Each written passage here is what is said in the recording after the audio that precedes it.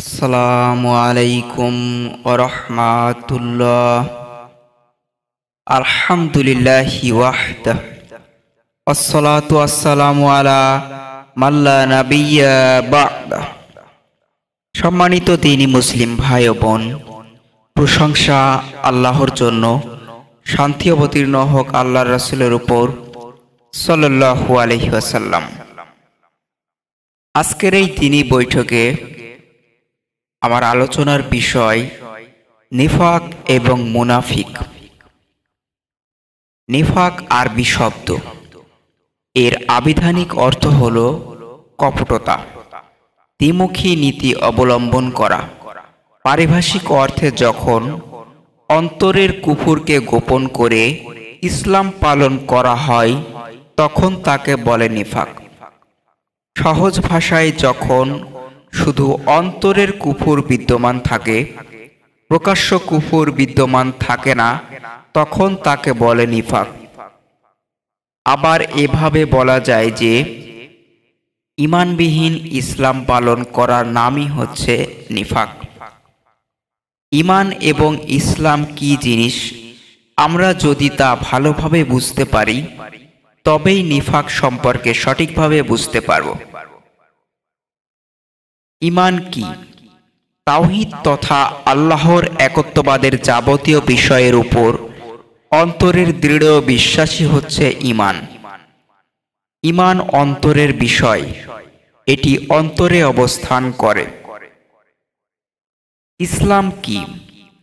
ইসলাম হলো এক আল্লাহর বিধানের সামনে আত্মসমর্পণ করা, আর আত্মসমর্পণ হলো দুইটি বিষয়ের সমন্বয়, যার একটি হলো কথা অর্থাৎ তাওহীদের মৌখিক স্বীকৃতি, এবং অপরটি হলো কাজ অর্থাৎ কাজে কর্মে তাওহীদের বাস্তবায়ন। সহজ কথায় এভাবে বলা যায় যে ঈমান নেই অর্থাৎ অন্তরে তাওহীদের প্রতি দৃঢ় ও পরিপূর্ণ বিশ্বাস নেই, অর্থাৎ অন্তরে কোনো শিরকে বিশ্বাস আছে, অর্থাৎ অন্তরের কুফর বিদ্যমান আছে, কিন্তু সেটাকে গোপন রেখে ইসলাম পালন করার নামই হচ্ছে নিফাক। ঈমান এবং ইসলাম পরস্পর সম্পর্কযুক্ত। ইসলামের জন্য শর্ত হচ্ছে ঈমান, আর ঈমানের দাবি হচ্ছে ইসলাম গ্রহণ করা। ঈমান ছাড়া যেমন ইসলাম মূল্যহীন, তেমন ইসলাম ছাড়া ঈমান মূল্যহীন। একটি ছাড়া অপরটি গ্রহণযোগ্য নয়। ঈমানবিহীন ইসলাম গ্রহণ কোনো কাজে আসবে না।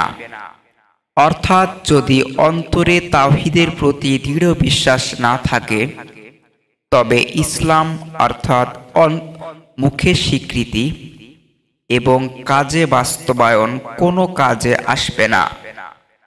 যেমন কোনো কাজে আসেনি মুনাফিক নেতা আব্দুল্লাহ বিন উবাই এর ইসলাম পালন, অন্তরে ঈমান না থাকার কারণে। আবার শুধু ঈমান অর্থাৎ শুধু অন্তরে বিশ্বাস কোনো কাজে আসবে না যদি না ইসলামকে গ্রহণ করা হয়, অর্থাৎ মুখে স্বীকৃতি প্রদান এবং কাজে বাস্তবায়ন না করা হয়। যেমন সম্রাট হেরাক্লিয়াসের ঈমান কোনো কাজে আসেনি ইসলামকে গ্রহণ না করার কারণে।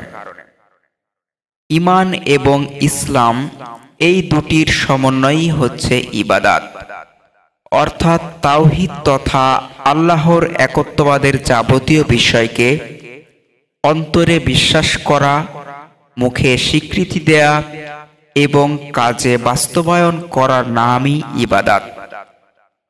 আর আল্লাহ তাআলা আমাদেরকে সৃষ্টি করেছেন শুধুমাত্র তার ইবাদাত করার জন্য। ইসলাম ছাড়া শুধু ঈমান ইবাদাত বলে গণ্য হবে না, আবার ঈমান ছাড়া শুধু ইসলাম ইবাদাত বলে গণ্য হবে না। তাই আমাদেরকে তাওহীদের যাবতীয় বিষয়ের উপর অন্তরে দৃঢ় বিশ্বাস স্থাপন করে তারপর মুখে স্বীকৃতি দিতে হবে। এবং সেই অনুযায়ী আমল করতে হবে, তবেই সেটা ইবাদাত হিসাবে আল্লাহর নিকটে গ্রহণযোগ্য হবে। এখন আলোচনা করব মুনাফিক কারা। যারা অন্তরের কুফরকে গোপন করে ইসলাম পালন করে তারাই মুনাফিক।